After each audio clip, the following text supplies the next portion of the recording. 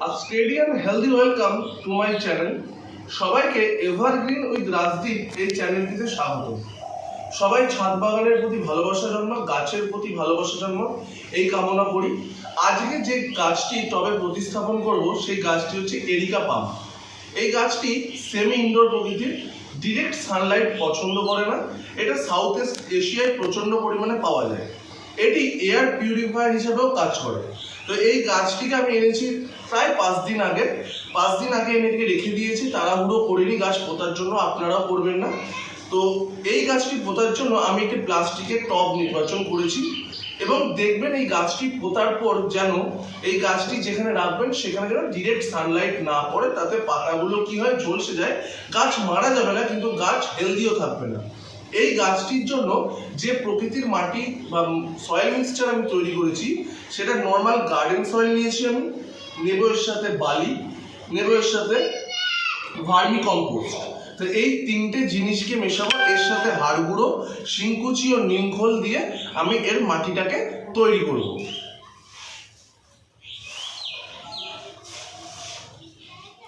সুন্দরভাবে মাটিটাকে যদি আমরা মিশিয়ে নিই তাহলে কি হবে, ড্রেনেজ সিস্টেমটা অনেক ভালো থাকবে।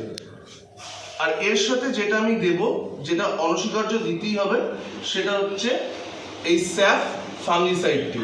এই ফাঙ্গিসাইডটি দিলে কোনো রকম ফাঙ্গাস ইনফেকশন এতে আসবে না। দিয়ে দেবো সামান্য পরিমাণ হাড় গুঁড়ো বা বোন মিল, অল্প দেবেন। এর সাথে দিয়ে নেব শিংকুচি ও নিমখোল।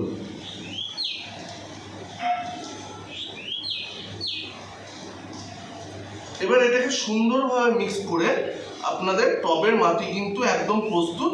এবার টবে গাছটি লাগানোর পালা। প্রথমে টবের যে ছিদ্রগুলো রয়েছে সেগুলো সুন্দর করে খোলাঙ্কুচি দিয়ে আমরা ড্রেনেজ সিস্টেমটাকে স্ট্রং করে নেব, যাতে রুট বলটি চারিদিকে সুন্দরভাবে খেলতে পারে। এটা কিন্তু করা আবশ্যক। এরপর সুন্দরভাবে এর ওপর দিয়ে স্টোন চিপ দিয়ে নিচ্ছি। এই স্টোন চিপ দিলে ড্রেনেজ সিস্টেমটা আরও স্ট্রং হয়ে ওঠে। আর যেহেতু এটা সেমি ইনডোর গাছ, এর গোড়ায় জল জমে থাকা একদমই চলবে না। এরপর সুন্দর করে মাটি দিয়ে ভরাট করে দেবো, যে মাটিটা আমি তৈরি করেছি। এবং কী করবো, এই খুঁটিনাটি বিষয়গুলো লক্ষ্য রাখবো, চেপে চেপে দেবো কিন্তু, যাতে পাশ দিয়ে কোনো রকম হাওয়া না ঢোকে। এরপর সুন্দরভাবে আমি গ্রো ব্যাগটিকে কেটে রেখেছিলাম যাতে রুট বলের কোনো রকম কোনো ক্ষতি না হয়। এবার ঠিক জায়গা বুঝে এটাকে সুন্দরভাবে মাঝ বরাবর বসাবো। মাঝ বরাবর বসিয়ে এর চারপাশ দিয়ে কি করব, যে মাটি তৈরি করে রেখেছি সেটা দিয়ে সুন্দরভাবে আমরা ভরাট করে দেবো। এতে কি হবে, যে গাছের চারিদিকে যেন কোনো রকম কোনো ফাঁকা অংশ না থাকে, তাহলে কিন্তু এতে হাওয়া ঢুকে ফাঙ্গাস আসতে পারে। তাই এই খুঁটিনাটি বিষয়গুলো কিন্তু আমরা প্রতি ক্ষেত্রে লক্ষ্য রাখবো। আর গাছে মাটি ভরাট করার পর সুন্দরভাবে চেপে দেবো, যাতে গাছটি সুন্দরভাবে সেট হয়ে যায়। এবং সেট হয়ে গেলে গাছের গ্রোথ আমরা অটোমেটিক্যালি লক্ষ্য রাখতে পারবো। আর এই গাছ হেভি ফিডার নয়, প্রচুর খাবার কিছু দরকার পড়ে না। এই গাছটি দেখতে খুব সুন্দর এবং এয়ার পিউরিফায়ারও বটে। এই গাছ যদি আপনারা দুটো ছাদ বাগানে রাখেন, দেখতেও যেমন সুন্দর লাগবে, শোভাও যেমন বাড়াবে, এবং এই গাছের কার্যকারিতাও প্রচুর রয়েছে। এবার কি করব, জল দিয়ে দেবো। যে কাজটি আমি করেই থাকি, টবে প্রতিস্থাপনের পর জল দিয়ে দেবো। থ্যাংক